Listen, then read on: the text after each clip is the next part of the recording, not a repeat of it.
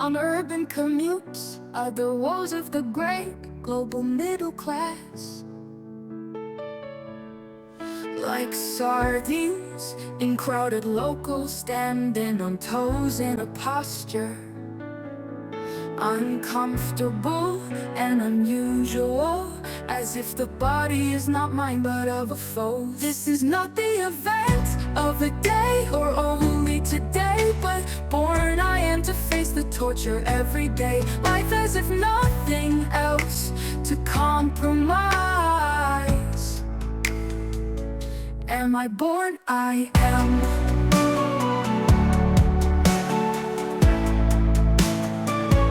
Only to commute.